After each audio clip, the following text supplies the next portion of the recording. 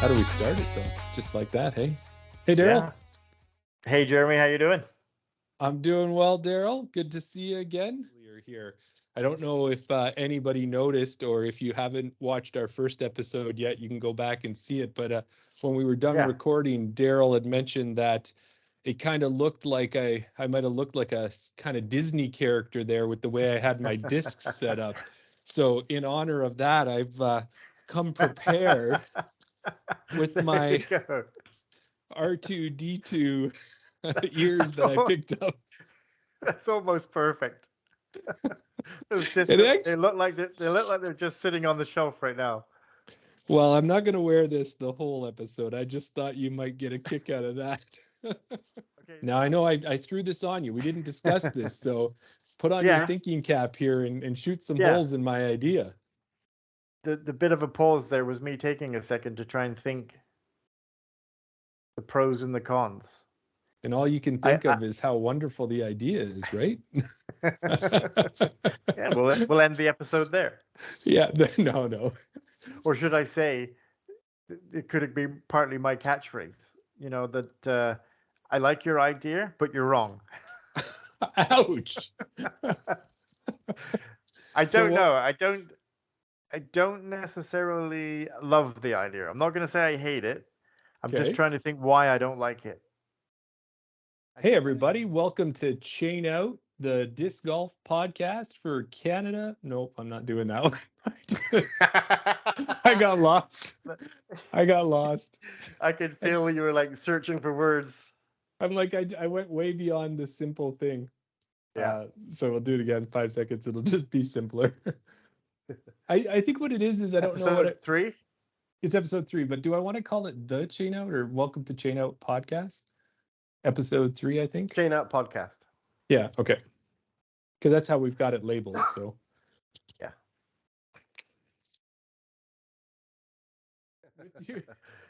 I'm Jeremy, and with me as always is Darryl. Hello, everybody. How's it going, Jeremy? Going well, Darryl. How about you? How you feeling, buddy? I don't know. Can you tell? My voice is. I'm not. I got that bit of a sexy Barry White voice going on, I think. Oh, you say sexy Barry White. I was thinking maybe a little Phoebe Buffet smelly cat voice there. Podcasting energy that we've got is like a healing energy. That's what I'm going to say. There you go. Yeah. Channeling my inner Phoebe Buffet. Yeah, there you go. Well, thanks, everybody, and we'll see you on the next one. Until then, Smelly Cat says, chain out. Chain out. There for it.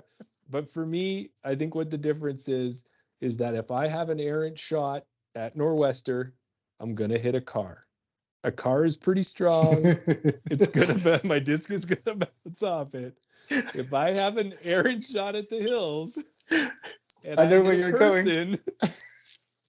It's going to bounce off them, but it could do a lot more damage hitting a person. And I feel that those tight lines, I'd rather go onto a road and hit a car or hit a truck or something like that than hit an actual person. So that's what I'm going to use as my deciding factor of why I'd prefer to play Nor'Wester. Plus, Nor'Wester is going to have the longer distance, all the things that we talked about than the hills.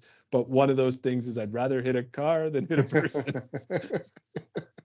That's a fair.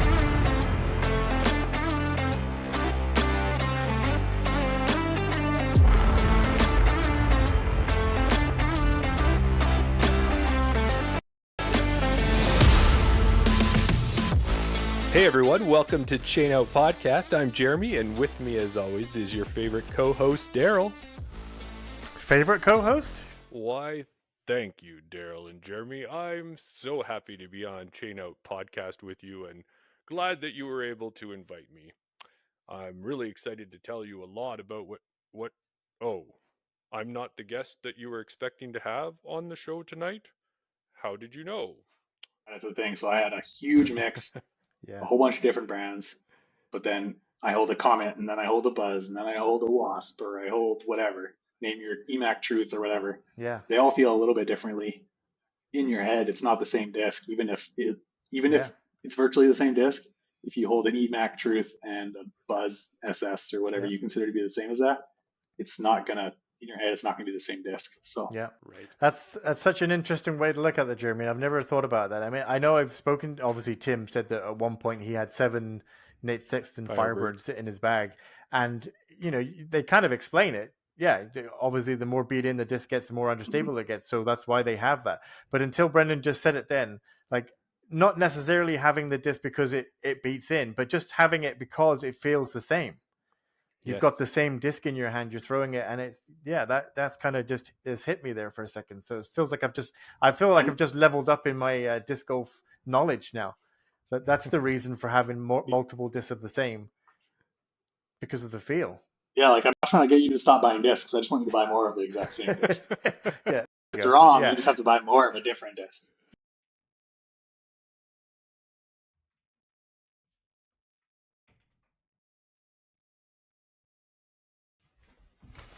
You want to hear something? I hear there's a secret word on the street. I don't know nothing. But I hear the secret word is horse feeder. But you didn't hear it from me. Who knows what's going to happen in the spring and summer? Maybe we might go down to 1 every 2 weeks. Maybe we'll Don't the quality talk won't. like that. Who knows what's going to happen? I'm just preempted. I'm just kind of giving ourselves a barrier. What do they say? Under promise and over deliver. Over deliver. I'm just going to over deliver all the time. You like the weekly? We're giving you the weekly. Yeah, you don't have to episode. All right, let's do it. What have you been up to? People don't want to hear our woes of editing. They just want the final product, and this is the final product. So, what have you been up to? It's easy for you to say, "Hey, yeah, I'm cool if women play. Oh, it's a women's event. I'm going to go out to this other course and play that weekend." Well, why wouldn't you just give that weekend up and support them? That's such a good point. I was thinking that same thing, Jeremy. Yeah. Like I know Kristen it makes total sense as well. Kristen Swirls, I think, has an event coming up, right? She's up first. Yeah. She's up first. How many men are going to step up and spot? Like when I was in Cranbrook for Crush in 2022, we were flooded. Like the men were running the raffles. They were running the check-in. They were giving out, like passing the prizes to the tournament director. They were spotting.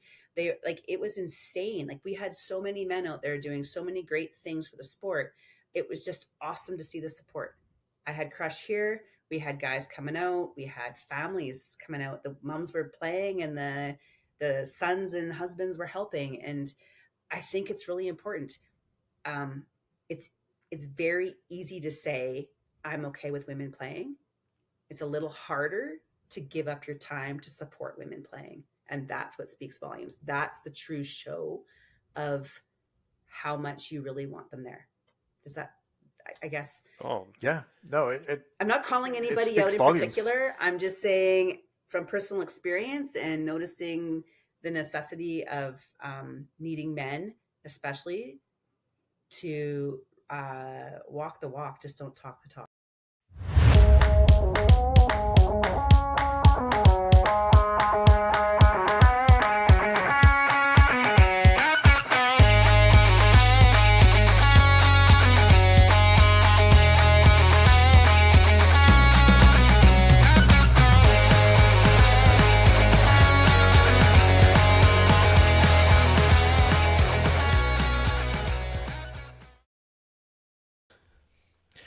Hey everybody, welcome to episode 58 of Around the Basket with me, Darryl. Yeah, and this Jeremy guy where the fist bumps ahead of the show get out of hand. Fist bumps are flying. Yeah, episode 58, we appreciate you being here. We appreciate all you Patreon listeners and followers out there. If you're listening to this live, we have people in the chat. We appreciate you. If you're listening to it on the weekend when it eventually comes out, go back and subscribe. You get to watch it early. Mm-hmm. Get to hear the big news that I put out on the Patreon board early that we have a new sponsor. Yes, people in Patreon got to find out days earlier than we haven't really announced it. We did it on the podcast. It's on our intro.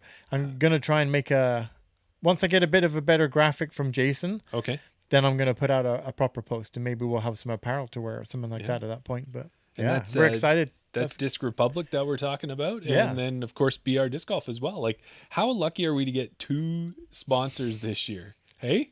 I know. No, but seriously, we got 2 sponsors and maybe a two third stores. I keep or a third or a fourth or a fifth coming through. I'm still working on them. But yeah, like it's amazing.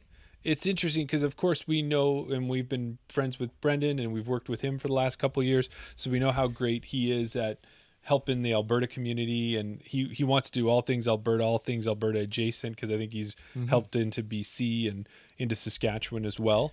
And then we know that Jason in Dis Republic, he's worldwide. Well, Canada-wide, right? He's kind of... They're both Canada-wide because they both have a website. Yeah, 100%. Focused. Yeah, exactly. Yeah, Brendan is very Alberta focused. Yeah, which is what we're always thinking that way. But it's great to have the two of them on board. And I think no matter what, when people are going to be looking to add, whether it's discs to their bag, adding a bag for more discs, whether it's getting a new basket, no matter what it is, we're going to have them covered this year. Right. 100%. Yeah. So...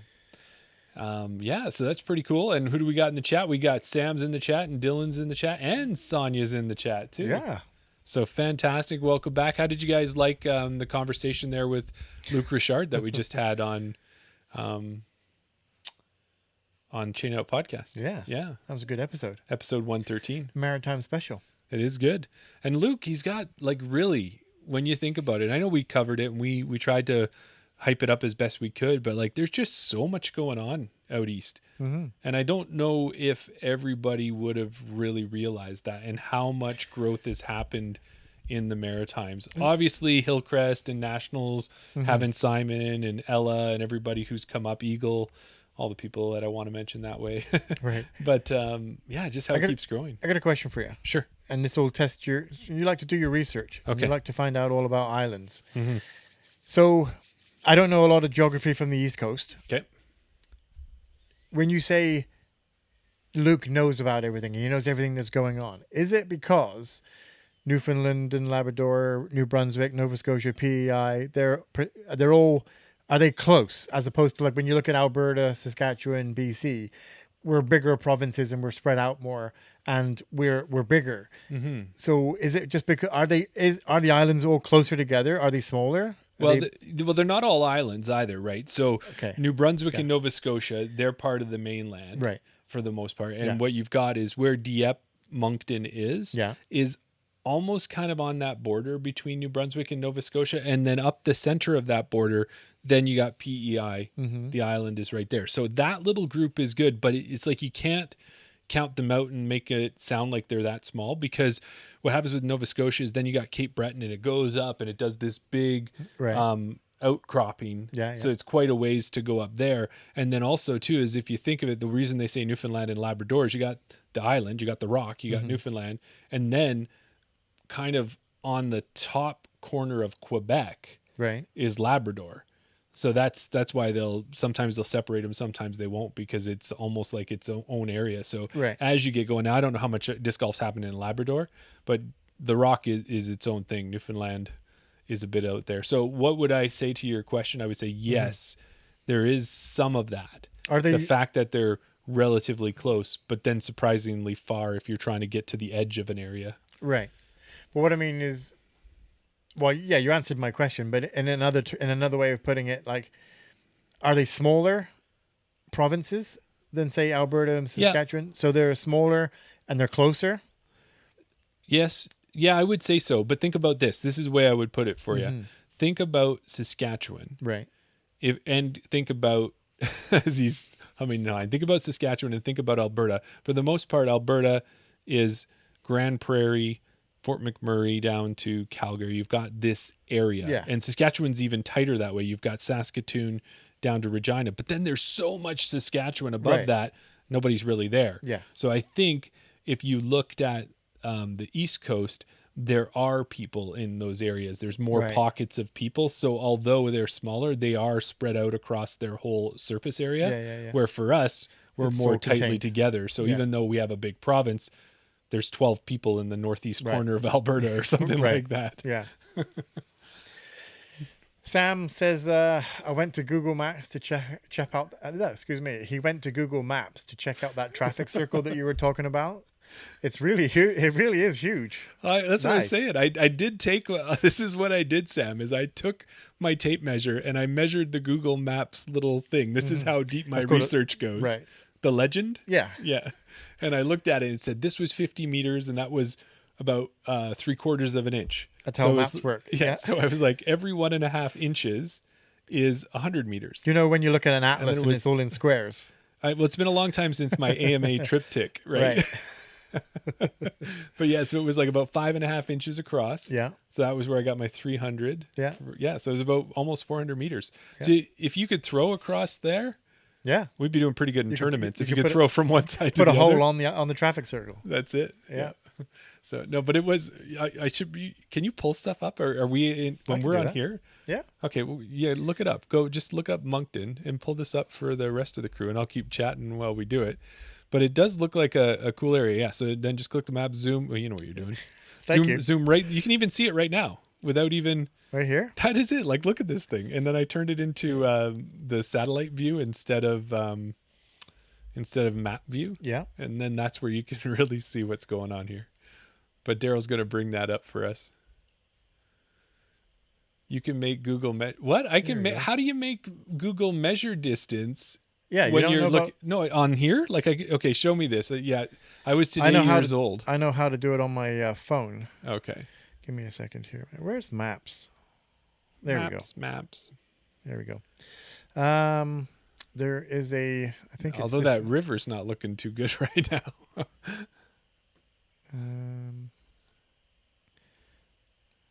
So if you put a point, yeah, I can do it on my phone. Okay, so maybe it's not just me, but if you zoom right in there. Oh, look at that. That's your walking distance. Yeah, there is a way that you can do it. Humphreys Brook. I'm sure I will. And a good old Bass Pro Shops there too. So what are we looking at here? Just keep zooming in on that traffic circle. Okay. Look at that thing. And apparently All Tech Environmental Services is right in the center. I don't think they are. Maybe that's just so. This is the little brook that you were talking about, the Humphreys Brook. Exactly. It's even got some elevation to it here a little bit in the center. Yeah. It's got some trees and some bushes. You can even drop a man or a person, whatever that little figure is, and see it too. It's like right. It's so. Anyways, that's a lot of talk about that. But see, this is the depth of research I do for the show. Look at that. You could definitely hide a basket right here in the corner. Yep. Just make sure you don't go long. You need to put up some fence or something like that. Mm-hmm. I think you could be if this was Estonia, Norway, Finland, Sweden, there'd be a course there. There'd be like a 4-hole course in the middle. Right. It's what it feels like for sure. And it looks exactly like Luke was saying. He's like, one way you go to Dieppe, one way you go to Moncton, was it? Yeah. And then the other one, I can't remember what he said. Right. I almost misheard him when he said it. I know that. So I know I said on the podcast, I said that I'm from England and we have a lot of roundabouts is what we would call them. From what I understand over here, people don't like... Sorry, let me get out of the map here. From what I understand, people over here don't really like traffic circles. They prefer traffic lights. What are your feelings on traffic circles? No, I have no problem with them. Do you understand how they work and which lane to get in and how to navigate them? Training. Yeah. Okay. Yeah. Well, I've heard people... And I also understand that having lights on one, I don't understand. We have a number of them in Edmonton where we've got lights on the traffic circle. 4 ways. Right. So why? Because doesn't that take away from the whole point of a traffic circle? Yeah. Well, it doesn't. Welcome to Around the Basket, where we now go around the roundabout. Right? So there is I'm going to see if I can pull it up quickly. Yeah, it does keep the traffic flowing for sure, Dylan, and Sam's right as well that people don't know how to use them. It's when people are trying to be on the outside lane and go 3/4 of the way around. But the ones that I don't understand... It's okay. It's not what I was thinking. Oh, that's fine. The one that I don't understand is like when you see the Arc de Triomphe, I think is one of the places, isn't it, in France? Yeah. And isn't it like 6 lanes of a traffic? Like that I don't understand. I can understand how to navigate 2 lanes, but how do you get in and out when you've got 6 different roads coming in, right? And you've got 6 lanes? Like, is that just chaos? Like controlled chaos? Well, very famously, Big Ben, how's the Parliament, kids? Yes. Big Ben, how's the Parliament, kids? No, the way that you drive in Europe is you drive offensively, not defensively or passively. This is explaining a lot. So when you want to go, especially if you drive in London, if there is a half a meter of a gap, you stick your nose in, you're in that gap. If you don't go into a gap that someone behind you thinks you could get into, they're going to start honking you, and then you're going to start causing traffic jams. So you very much got to be on your ball and be aware. If you see a gap, you just got to go for it. And then the same with the 6-lane traffic. Yeah, basically once you're in, then you just got to force your way across. And why would you ever go into the middle of that thing is what I'm wondering. I know, because you're not getting out. Exactly. No, you just got to be, and everybody there, the locals that drive, they know how to drive, right? So if they start seeing you push over, then they know that that's the way you drive. They're expecting it, right? So it's not like, oh, I don't want to encroach on that person. I don't want to stick my nose out. No, because they're expecting it, because they'd be doing exactly the same thing if they were in your spot. There you go. Well, that's it. That was a new segment called Around the Traffic. What's the weather and traffic looking like up there, Jeremy? Give us Jeremy's in the Around the Basket 1. He's in the helicopter over the Edmonton right now. Yeah, I'm just looking here at Wheeler Boulevard. Looks like Moncton and GF are a little bit... Well, let's go to other news. And other news is a few tournaments have opened up their booking. Sam says, sorry, we never actually addressed it. Sam says he prefers traffic circles. Yeah, I did mention that when you were searching. Oh, you did? Yep. Okay, sorry. I was doing the chat thing. I apologize. That's okay. But I was going to say, Tundra Toss has opened up for registration. I didn't actually go through to see who's registered, but I will tell you this. I have registered. You have? Yeah, I'm in there for Tundra Toss. This will be the 4th year in a row that I've played it. Right. I know you've played it 1 year, and then once you got involved with Edga, you volunteered last year. Well, it's funny you mentioned that. Yeah, the first year I played. Second year I was communications. So I was, and Vicky had said to me, one thing that they were lacking from previous years was video and photographs of tournaments. So I decided not to enter just so that I could take video and photographs of that event. This year, I am not the communications person. I'm the vice president, in case you didn't know. Yes, Mr. VP. So as much as I want to help out on my tournament directing skills and help Brock out and get all that sort of up to scratch. Is this another MP50? Is this where you're setting me up for? Well, are you going to MP50 Tundra Toss? Well, MP40 is Matt Lysak. I know he's going to beat me, so let's go MP50. Who's in MA50? MA50 is Benjamin Dick. Okay. I think I did actually look to see where he plays out of Cold Lake. He played 2 events last year, both in MA50. The scouting report. I know. He played Tundra Toss last year in MA50. He finished 5th, and he played Hidden Gem, and he finished 3rd. So if it stays like it is, I don't know. You might MA50? I might speak to Brock, and I'm definitely going to MA50. I'm getting away from you as much as I can. I'm getting away from you, Travis, Eric Timchuk, Duncan Holness. I'm getting away from all the guys that normally beat me. Gotcha. Well, not me. The other guys maybe, but not me.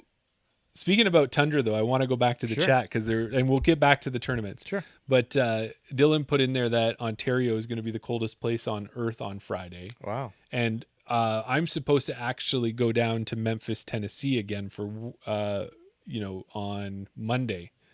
But they're saying that they're going to get, the last time they had a storm like the one they're predicting was 93. Yeah. And what ended up happening was they got, down in Memphis, they get rain. And then they get snow on top of the rain. Right. And the rain freezes to ice. So they're expecting like an inch and a half of ice, plus another 6 to 8 inches of snow on top. Right. The only difference is they don't got sanding trucks and plows just ready to go like Edmonton does, nor do they have this little thing called winter tires. Right. So, same as in England. Yeah. Yeah. Whenever they get snow in England, they don't even get the ice and the snow. They can barely get like a centimeter of snow.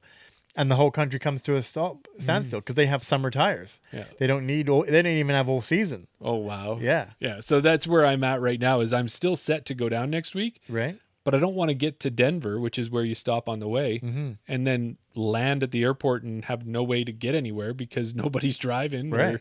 And even too with the ice that they get there, it can take out the power lines. It gets heavy, it cakes on them, it knocks them out. The trees start to fall. So anyways, we had our traffic report. Yeah. Now we've got our weather report. Yeah. Is that something that, I mean, we can talk about this afterwards, but is that something that you're maybe trying to postpone just for that reason, or are you still going to go? Well, I put it out there. There's something to do with work that would be good to be down there for a presentation, right? But it could be done remotely. Right. So we're going to find out tomorrow if anything's changed enough, or if it's still Snowmageddon that's going to be coming. Yeah. Going back to Tundra Toss. Yeah, let's get back there. Dylan says Coach Steve will win, and I totally forgot that he's eligible for MA50. So he plays MP50, doesn't he? I think he plays MP, but I think I said Matt Lysak is at MP40. I think Steve might be MP40. I think he can. Well, he plays 40, but I think he can play 50 now. Oh, really? Okay. No, I can't remember. Yeah. He and I were close to the same age. I think he might be a little bit older. And then Sam says, come and play MA2 with the degenerates. Is he just speaking on behalf of the whole crew? Who's in MA2 right now? In MA2, Sam's not even signed up. We have David Bell and Nigel Potts. Okay. MA4, David McIntyre. I know that name. Yeah. Well, so we've got Tundra Toss happening. You're thinking about playing that, which is great to see as a start. Yeah. I was going to tell you, I've done something else. I have not signed up for spring runoff yet. Right. But I don't think registration's open yet. No, it's not open yet. You can sponsorship's open first. I think it's $75 to sponsor a hole. Then you've got the protected divisions. But the one thing they put out on the spring runoff tournament was that they're only going to have 130 amateur spots. Now, I don't know how many spots they're going to have altogether, but let's say they have 210, something like that. Then there would be 80 spots for pros and 130 for AMs. 220 total. 220 is what they're showing here. 90 pro spots and 130 AMs is what they're hoping for. I'm sure it changes if they don't fill up, but they usually do. Right. But I have a nice Airbnb already booked, my friend. You do? 4 bedrooms.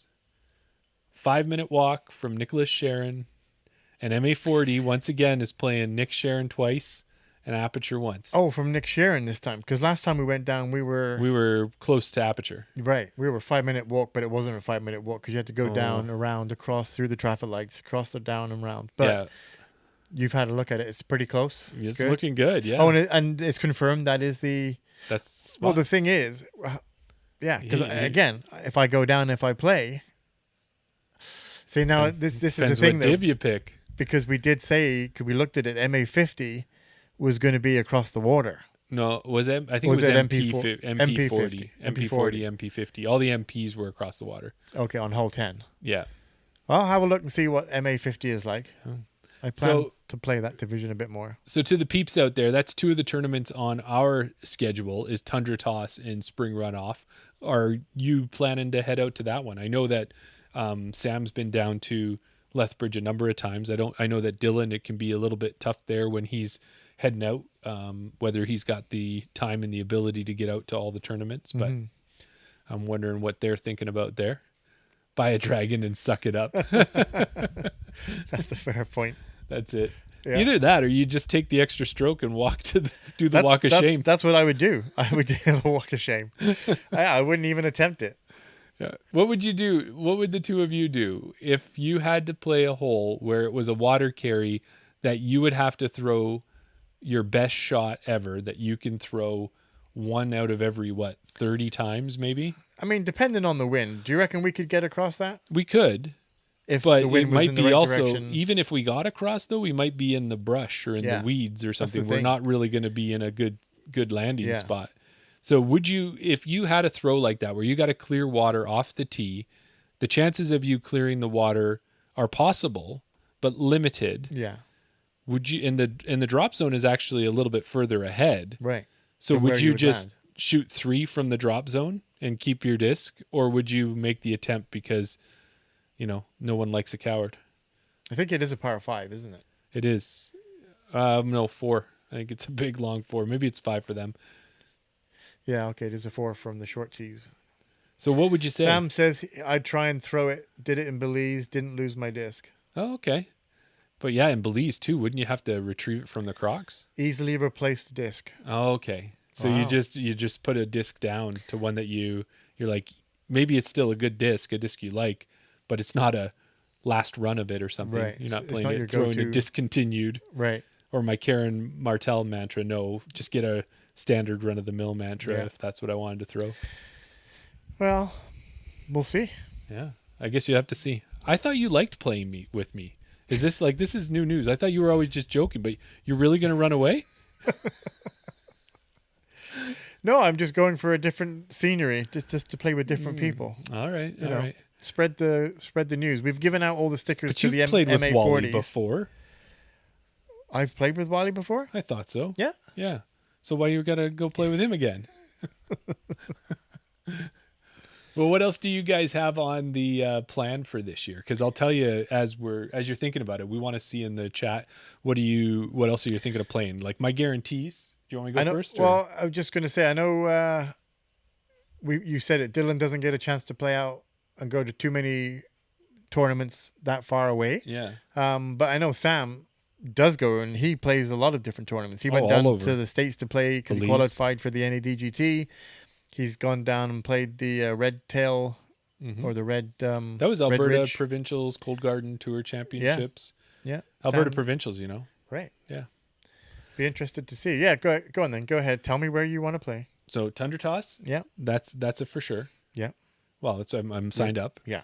I've got us booked for a Airbnb, and Tyler and Mark are going to come down with us. So that'll be who will be there for Lethbridge for spring runoff. Tournament Capital Open. I've said it enough times. I've been messaging with Carrie. I really wanted to go to Smith Lake Farms, but they're happening the same weekend. So Tournament Capital Open, my first A tier I ever played 3 years ago, going back to do it again. Yeah. And then Nationals for sure, as long as we can get in. Mm-hmm. And then I'm thinking Falcons. That's what I think is if I couldn't play anything else, everything else can sprinkle in there, Alberta Hospital, whatever else is available that I like to play. But those are if a weekend becomes available that you're able to go and you got no other plans, happens to be that you can get out to Hidden Gem, or if something else shows up, you'll go to it. But those are like the must play, the A tier type level tournaments I want to see. Yeah. Because the other thing I think about it too is with Hidden Gem or something, maybe I don't get a chance to play that tournament, but maybe you and I can swing out there for a couple rounds on a Saturday or something like that. Because Athabasca is a great course, and you don't have to be in a tournament to play it, right? Like you could get up there and play 2-3 rounds in a day and come home if you had the energy and everything else. I guess. So what are you thinking? Well, it's funny you say that because I looked at my tournaments that I played last year. I didn't play as many as I did the year before. But when I was looking at it, if you look, I played an A tier, an A tier, and a C tier. Yeah. That's all I played last year was three events. Spring runoff was an A tier last year. Obviously Canadian Nationals, and then I did the Festivus for the rest of us, the Gig-Ogre. The Gig-Ogre. In the MP. Oh no, I did play 4 because I played one in MA40 and one in MP40. That's right. You know what? I don't know. There's tournaments that I want to go and play. Yeah. I want to go and play, like you said. Tundra Toss wasn't on my radar, but I think it could be now. It's just an easy one to slot in. Right. I was not going to do it just because of my tournament directing responsibilities. I know there isn't that much to do during rounds. Brock pretty much has it covered, but I do want to be there to support him. I don't want to just say that I want to be a TD and then be like, yes, see, I'm going to play. Right. So if he needs me, I'll do it. If he says that I can still manage to get out and play, it's very easy. It's not a high. It's one day. Demand. It's nice too. Yeah, exactly. So I could possibly see myself doing that one. And it's a course you're familiar with that you actually score well on. Right. And I know when I finish a hole, I know where to go, the quickest way to get back to Tournament Central to help out and things like that. Lethbridge, you know what? We've done it for 2 years in a row. We always say it's our first kickoff to the season. And I think you're always so, I don't know, is it true for you? But I'm always so eager to get that first big tournament. And, you get down there and we've got the relationship with Rebecca and with Noah. And then plus we get to see all the Calgary people that we know. Kevin, Alex is down. Yeah. Yeah. And, Joe will be down there. Yeah. And then Jesse Prado-Smith comes up. Doctor. And Doctor. And then, sometimes Gabby Lee comes out. So you get all of these people coming out, and it just feels like it's the start of the year reunion. Yeah. After everyone's been hibernating. Yeah. No, it's definitely a good tournament. And now we've played it 2 years. We know the courses. Yeah. So we know, the shots that we should be throwing.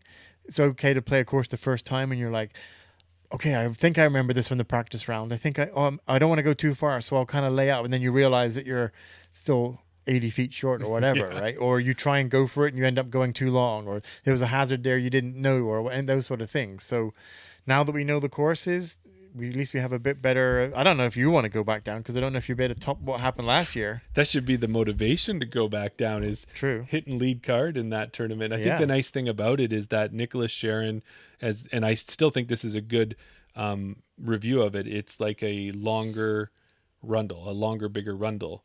And the nice thing about that is that you can get forgiven pretty good on most holes.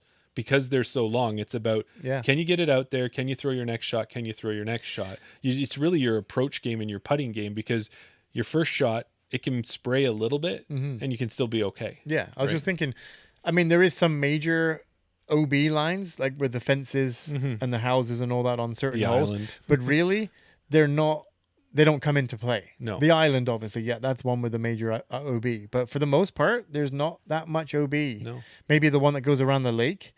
You have to make sure you don't cross over that path.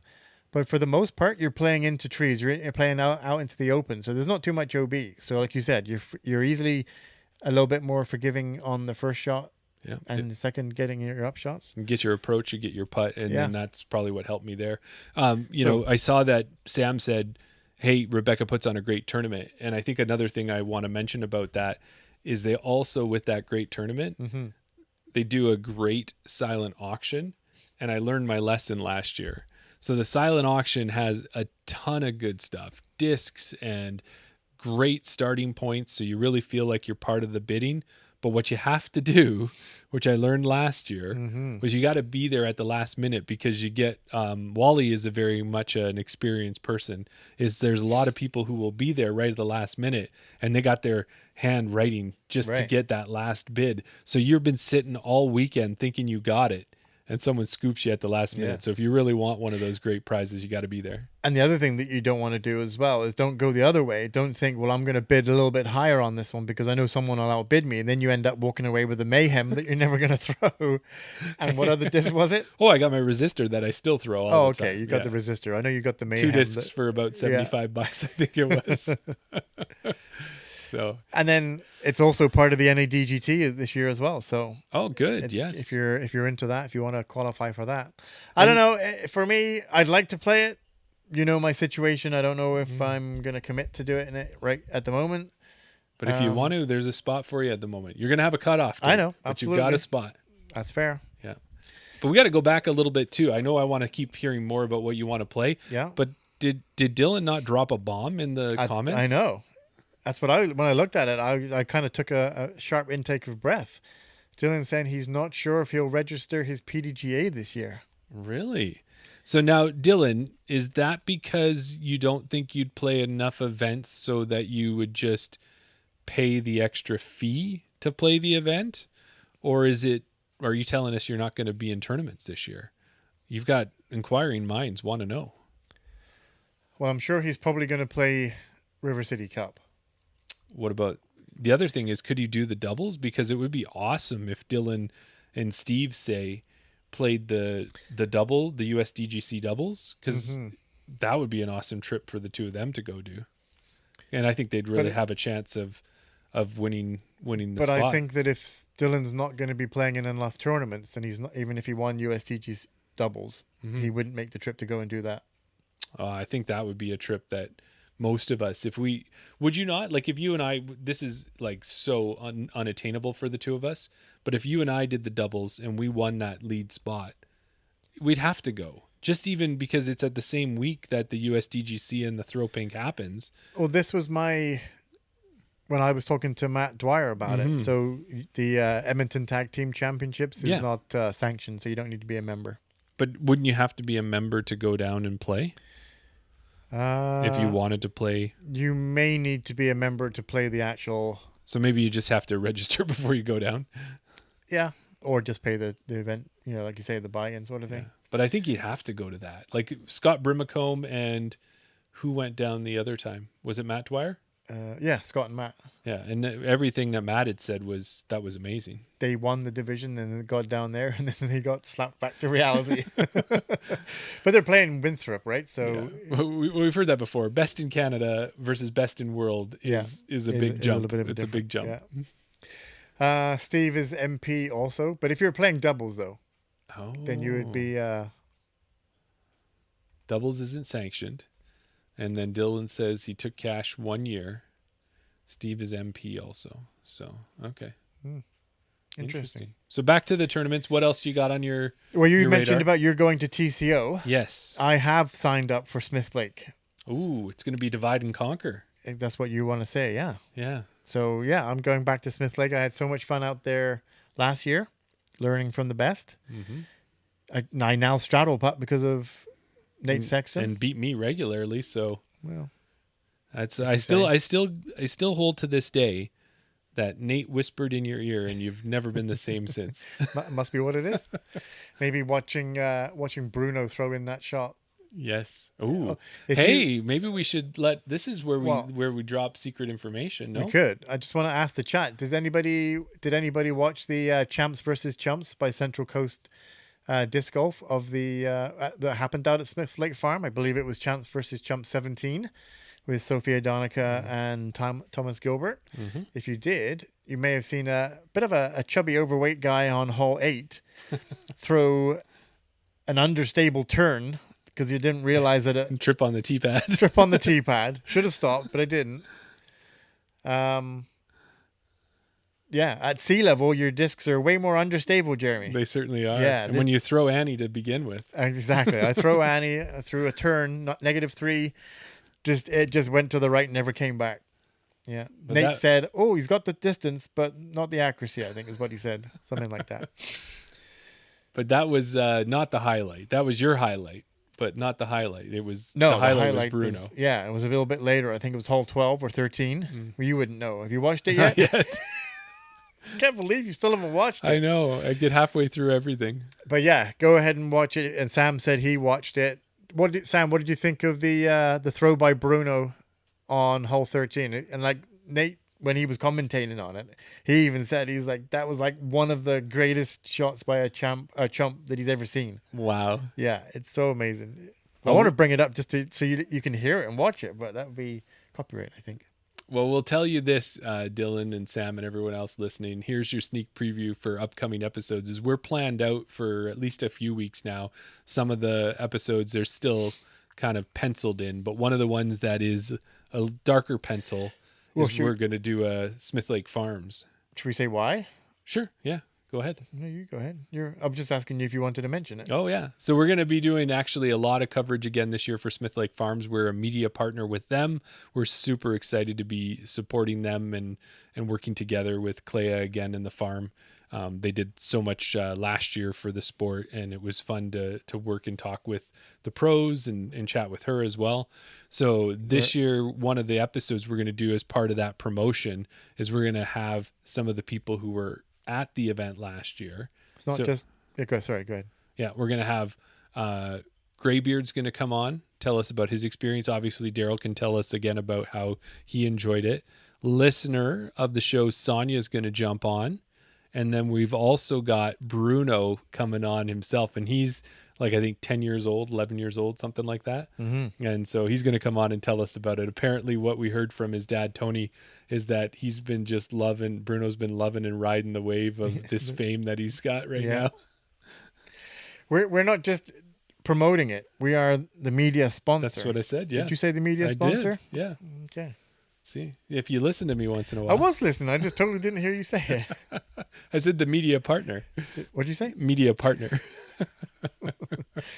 Yes. Okay. The media partner. Mm-hmm. Yeah. So yeah, it's going to be great. And thanks Dylan and thanks Sam. Appreciate that. It's going to be awesome. I can't wait I will have watched the rest of it and saw Bruno's shot. Hopefully. It'll be a lot more fresher on my mind at that point. Yeah.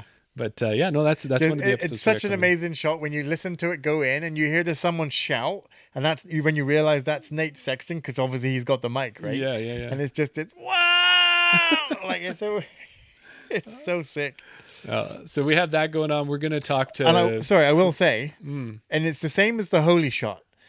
people watch the holy shot and they say, "Oh, it's the best shot ever." You watch it. He steps up there and he throws this turn like, "Oh, it's the greatest shot."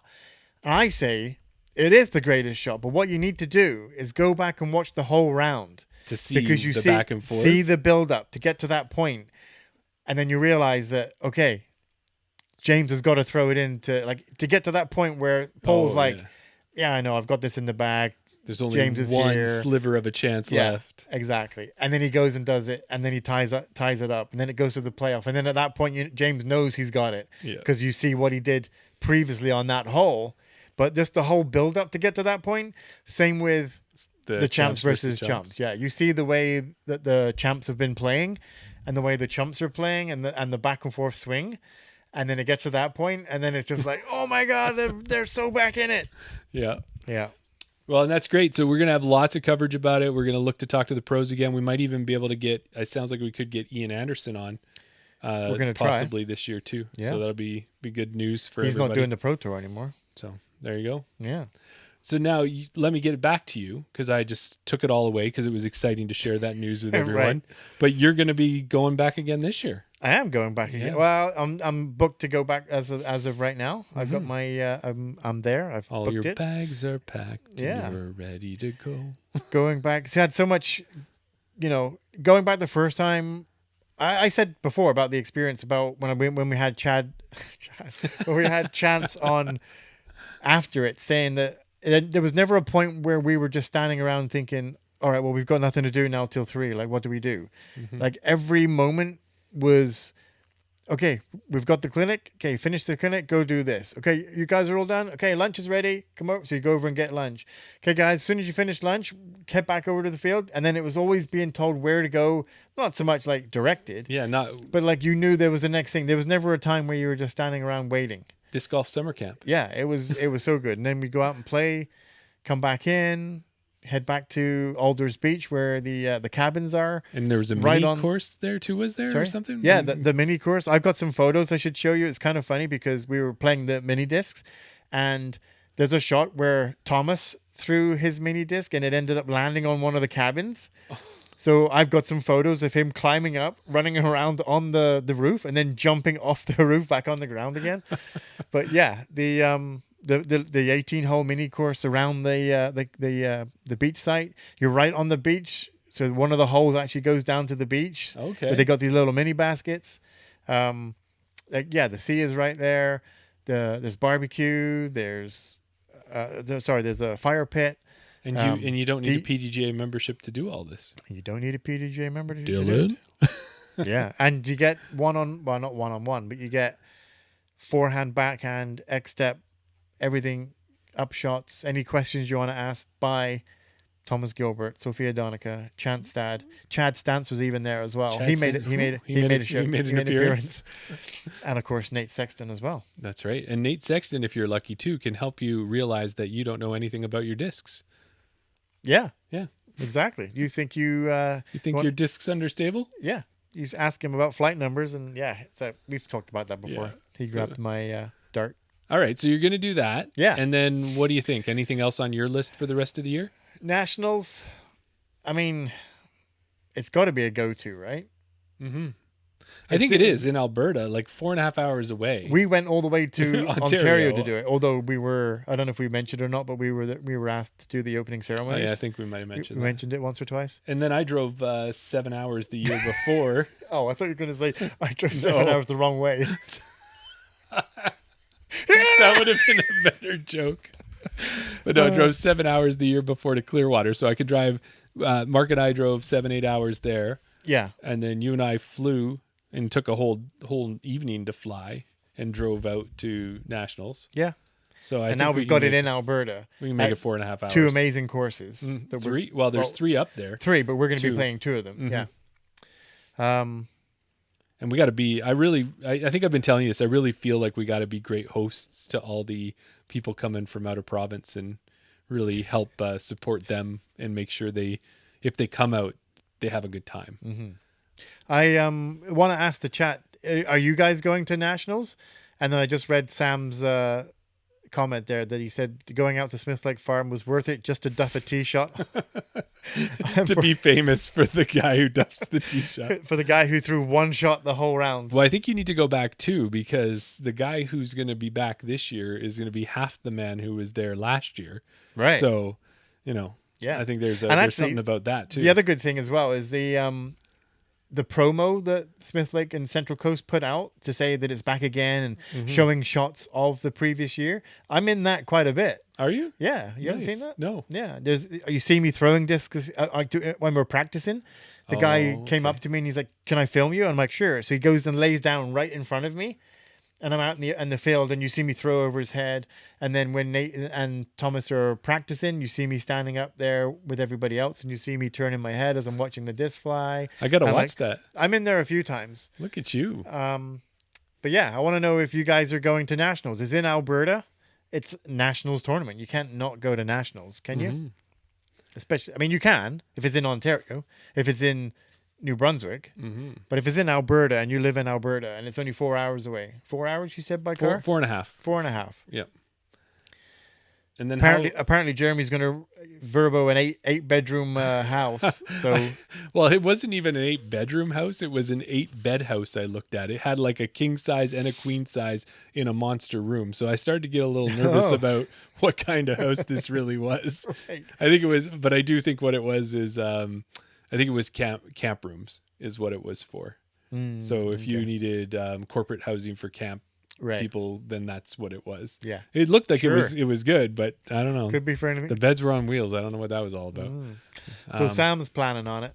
Nice, good. Nice. And then now Falcons, I want to ask you because 2 years ago you went. Last year, I think you had a little FOMO, or did you not? Because you didn't go last year. How did you feel about not going last year? No, I definitely did. Hearing, I did and I didn't. I did because I did before you even went. Like when I knew that I wasn't going, but you were going, I was like, I really should have. Wish I could have gone, but I know I can't go. And then when you were there that weekend and following your, all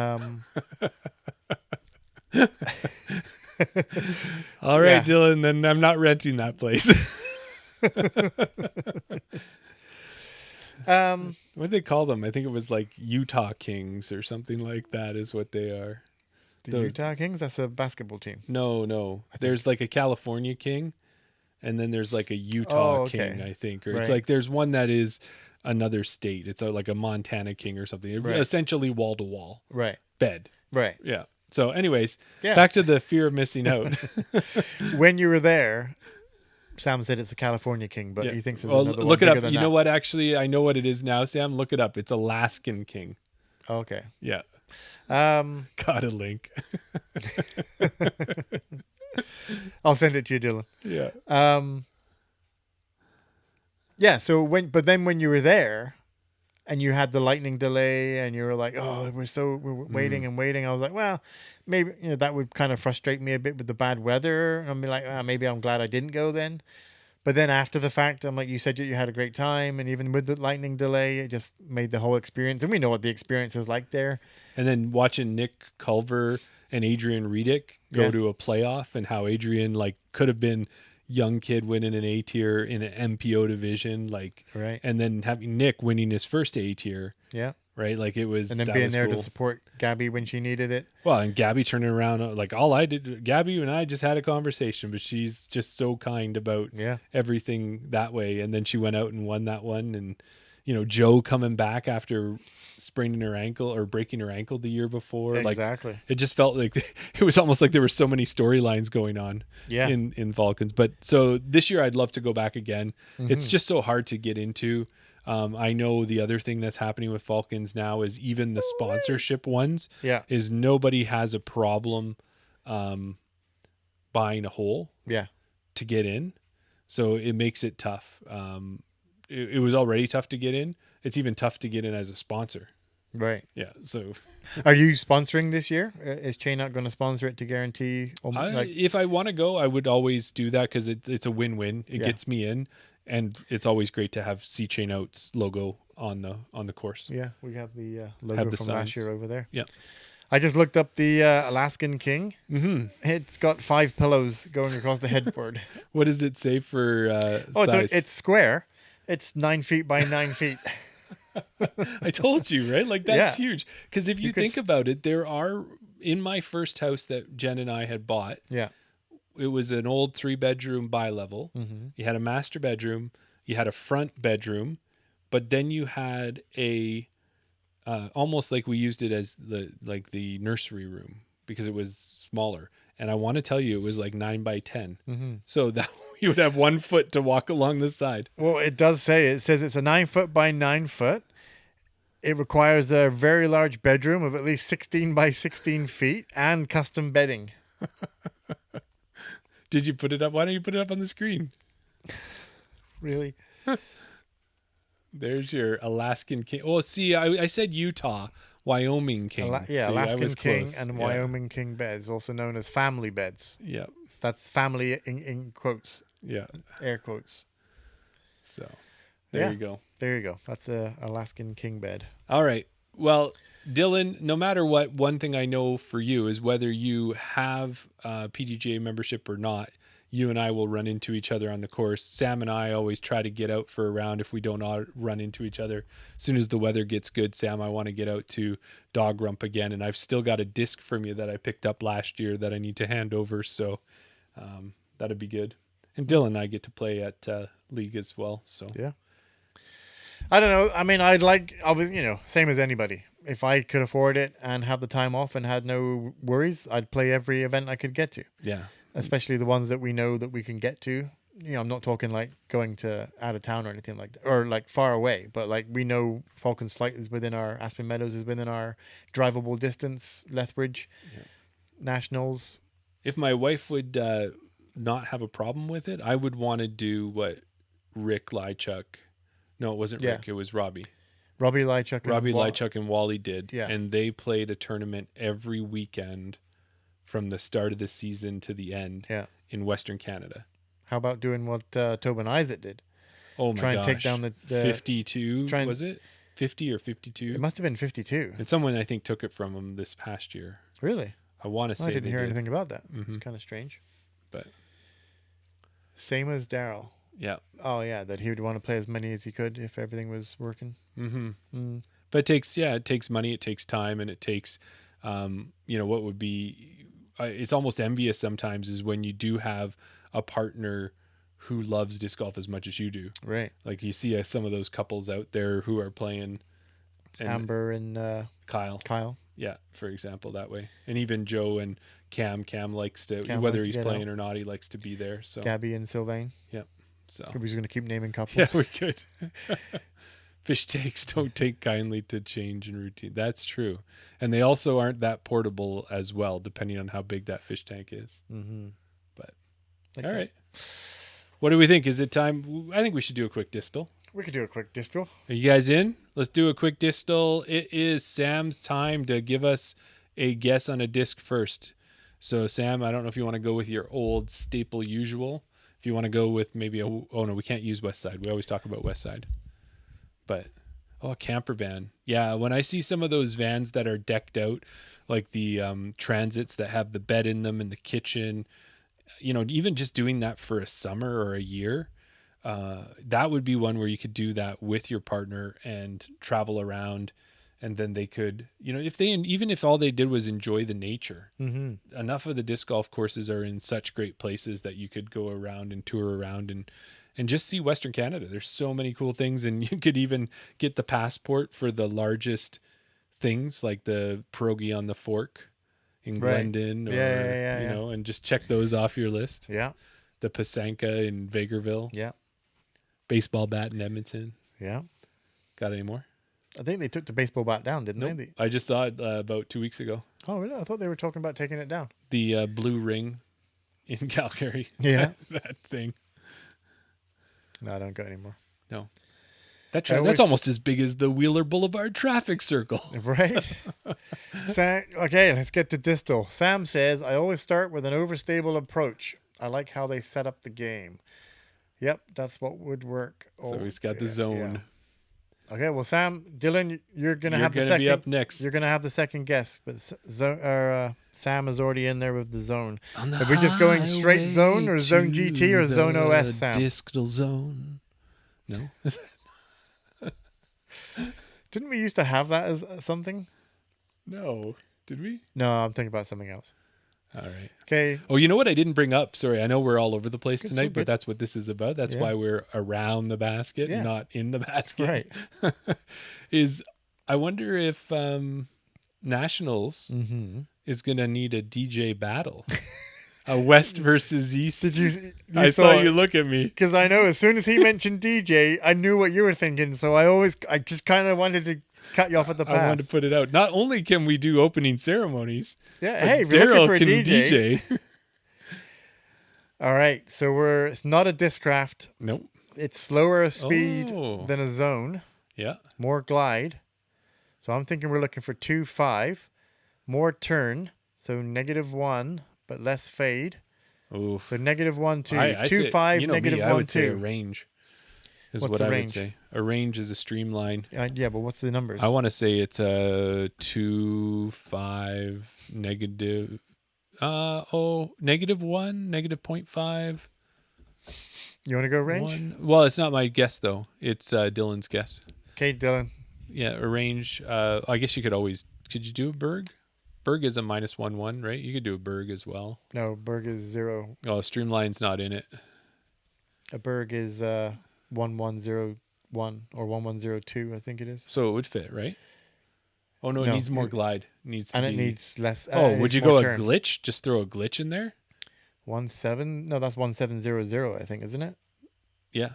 So that won't work. No, because you need more turn. Oh, we do need more turn and less fade. So you need like -1 or -0.1. So we could be talking like a 3/4. A notion, or do you mean motion? PA3. Okay, yeah, motion. I would say. Is there? Well, it's a notion for the motion. I don't think there is. There is a notion. Oh, all right, we're going notion. Okay. He has a notion for the notion. 2.3 -1 0. So it's not we got Discmania. the 0. It's more. So it's a 3-speed, more glide than 3. So -1 more. So it's -2 0. So 3. What about a Reco? 3. No, that's 3 -1 1. Oh, okay. 3 3. So we need 3 -2 4 3 5. Yeah, sorry. 3 4 or 5. -2 0. So -3 5. So what's or 3.5? Yeah. And I'm trying to think of what has a good glide on a 3-speed. Sam likes a Mirage, but I don't know what the number. I know that's an understable.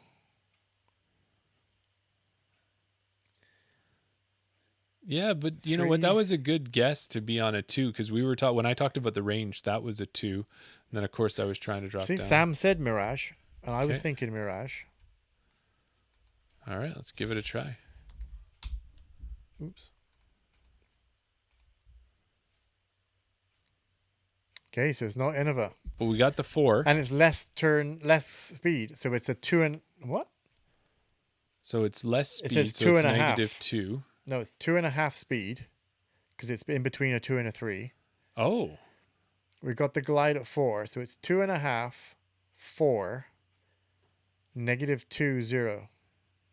What would that be? That's a Rhino, isn't that? It's got to be MVP. It's got to be MVP or because Axiom. Mirage is Innova, right? Yeah. No, it could be Casta still. Do they do 0.5s? Oh, right. I think MVP is the only one that I know. I mean, maybe there is another company. What's an MVP 2.5? Right.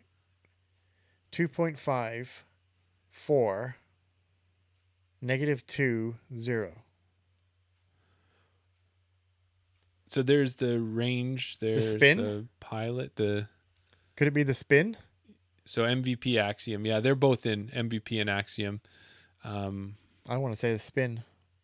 I'm going to say spin. Yeah, what's your guess? Yeah. Wow. Oh, no, did you guess I said Mirage?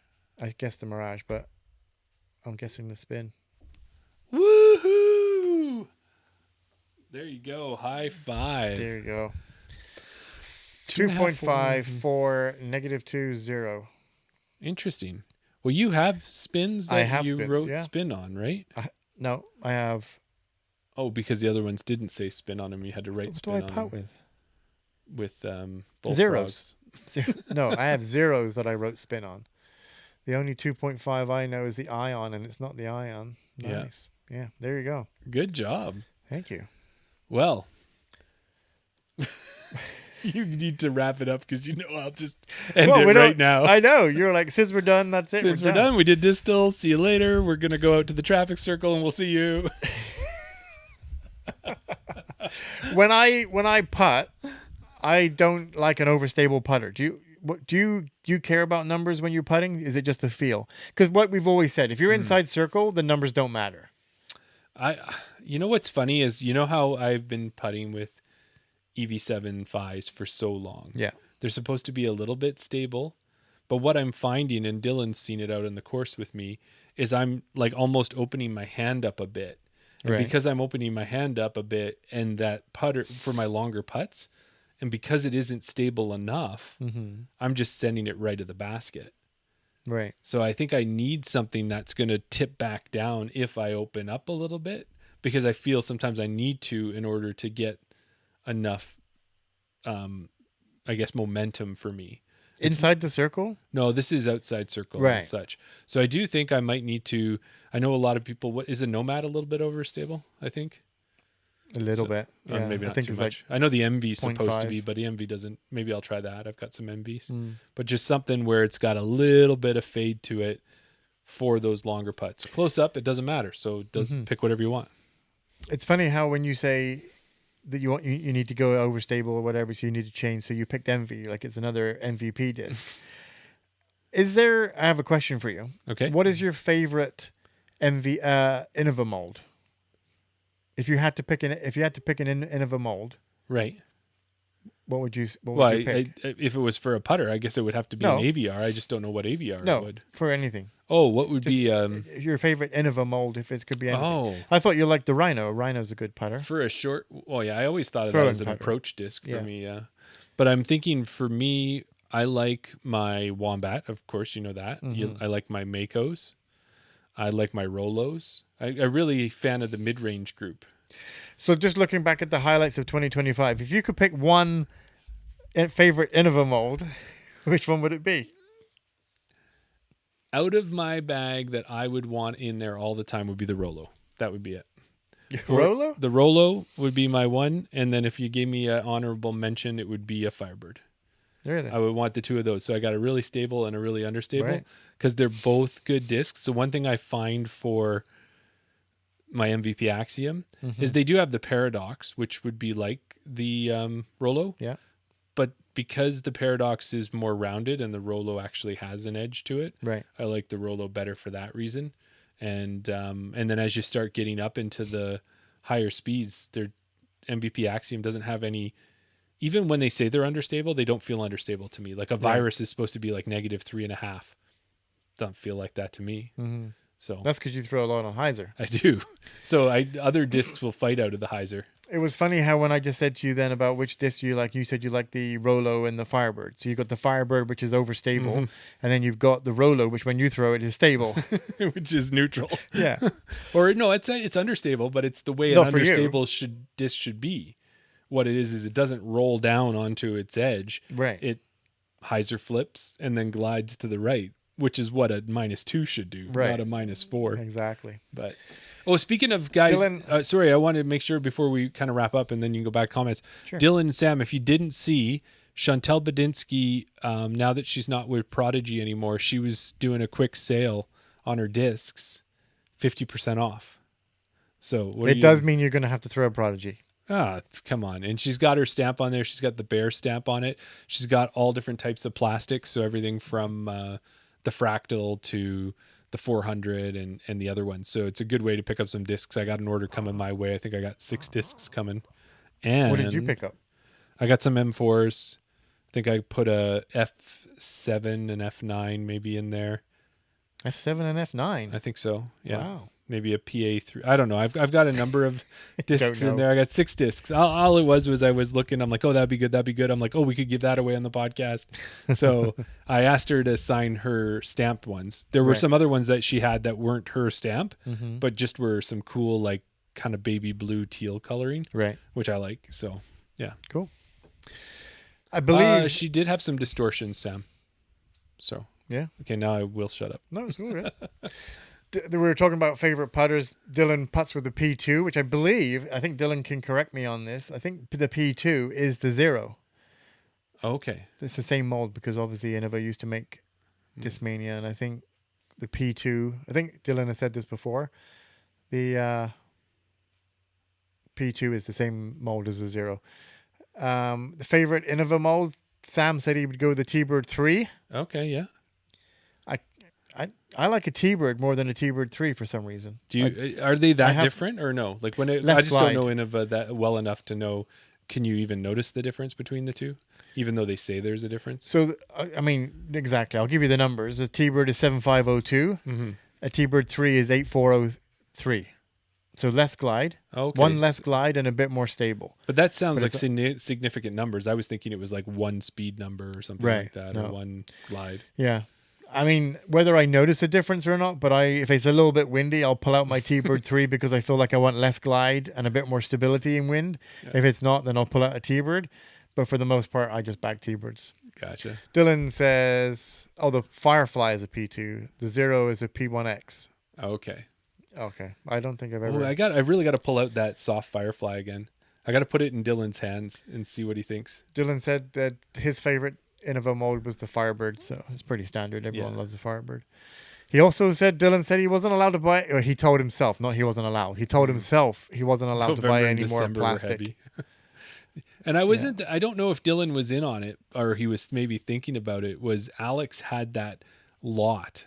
Did you see that lot he put up? I think it was Castoplast, and it was all glow. And they were like great discs. I want to say that's what he put up. He didn't end up getting a chance to. He gets a lot of sell discs. It out. No, well, the thing about Alex is that, and it's the same with Dylan. When Dylan goes, "Oh, Dylan told me about that." I know now, Dylan. Yes, November and December were heavy. Dylan bought a lot of discs. That was like a penny just dropped. Yeah, Dylan, you're not buying any discs in January. I understand that for sure. But yeah, no, Alex buys a lot of discs as well. So Firefly is also Alpaca. Is also P2. Yeah, okay. Cool. Sam says he likes 8 speeds. That's why he likes the T-Bird 3. He likes the Striker and the Explorer. I thought the Explorer was a 7-speed. Oh, he prefers the Striker to the Explorer. Gotcha. Yeah. Finds them more versatile forehand and backhand. Yeah. Okay. There you go. Is that what you were trying to say? I think it was a little more than that, but yeah. 10 Casta. Let's stop there. 10 Why don't we stop from there, JK Dylan? for $10 a piece. Oh, he did sell the lot to Johnny Furlong. Okay. That's awesome that he sold it, but it was a really good lot. And I think what it is Alex does that because a lot of us think about ourselves, and also we got to think about our wallets and our budgets and everything else. But because Alex is always like, he's so community first with what he does. Yeah. If he sees a deal, he's like, oh, it's not only a good deal for me. And that's probably not even his first thought. Right. It's like, oh, what could I do with all of these discs? I could give them here and do this there. And, yeah, absolutely. And to give you an idea of the generosity was, you know how they did the Canadian Disc Golf Hub Christmas one? No. Okay, so I'm not on. Well, you know, there's the Trash Panda. Yes. So they did a Canada one too, with Canadian Disc Golf Hub put on an exchange. Trash Panda is Canada, but yeah, carry on. Yeah. So, anyways, they did that, and somebody got grinched, and then you could tell right away that Amber and Alex were involved in it because there was a River Dogs jersey and like 6 discs and and everything in there. Mason Howard jumped in. He's like, I'm definitely participating in that one. I'm like, well, I don't think that's what everybody gets. Yeah. Alex was involved, so guaranteed that's going to happen. Speaking of the Trash Panda and getting grinched, Sam, did you ever get your discs from Trash Panda? I know you said that you got a coupon for Trash Panda, but you had to pay the shipping. Sonia got grinched. Well, not really. She kind of got stitched up. She got 2 discs, but they were really beat up. That was mangled. Not the meaning of it. No. And then she reached out to Trash Panda and she said, okay, they'll do something about it, but she never did end up getting in. What they'll do is if you did get grinched, they'll put your name out to the other people and see if somebody else will want to, but she never did it. So she took one of my discs that I gave, I forget which disc she ended up. Dylan said, you just asked for one brand. See, I told you. I told you.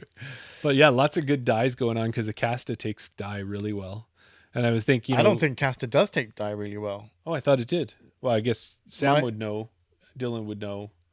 Well, the Cam Solo dye Berg that I got dyed for Sonya. Yeah. He wouldn't dye the Berg because he's like, I don't want to dye it because it just doesn't take the dye very good. Gotcha. And then he ended up doing it anyway because I said, she probably won't even throw it. And it's her favorite disc that she throws all the time. But you can tell it's faded. Yeah. Sam said, he's got the phone case discs from the inner cores. Yeah. That Trash Panda I wound did. Those up ones buying look pretty 2 good. inner cores. They should show up tomorrow in theory. Yeah. He wanted a Canyon, but they sold out too fast. It's a great dye. I don't think they're glow, Dylan. All right. Well, that was a lot of chat. Oh, we could just keep going all night. That's what I like about what Around the Basket is kind of settling into for now is like anyone Patreon wise wants to come in and just have a good conversation about disc golf. We love it so much. Let's talk about it. Throw some topics out there. And Dylan, text me or I'll message you. We do need to get together and have a conversation, whether we jump on a call. Let me know when you're free. I know this is not we're having a personal conversation. I don't know if we got this loose on Around the Basket. I'm just putting it out there. We need to chat because the time is running out and we need to change some things. This is going to really age well, this episode, because 10 years from now, someone's going to come back and listen. Oh yeah, those guys were so good. Do you remember how they started when they would ask people to call them and arrange meetings? Anyway, well, I think we need to, going into this year, we really need to step up our Patreon Around the Basket game. I thought we just did. No, I think we need to step it up even more, and it maybe do episodes where we don't release them. Oh, yes. Only to Patreon. Because we do these ones. It's good to have people in the chat. You get to listen to this. It is what it is. Then we release them on Saturday for people that don't sign up. Because we wanted to put stuff out there for everybody, but we wanted to give it as a benefit to Patreon. I don't think we give enough back to Patreon, so I think we should probably do some, maybe even some with Nate. Maybe we can do something with Nate. You know what would be good? Somebody. You know what would be good with that? I do think. A Patreon app only. What? Well, you're there. Sorry, this is your idea. You're already there. But when you said the Nate one, our intention when we talk to Nate and we talk to the rest of the group is to then cut those up at some point and turn them into some clips to help advertise Smith Lake Farms like we did last year. But maybe there's a world where on Around the Basket you can see the behind the scenes of it.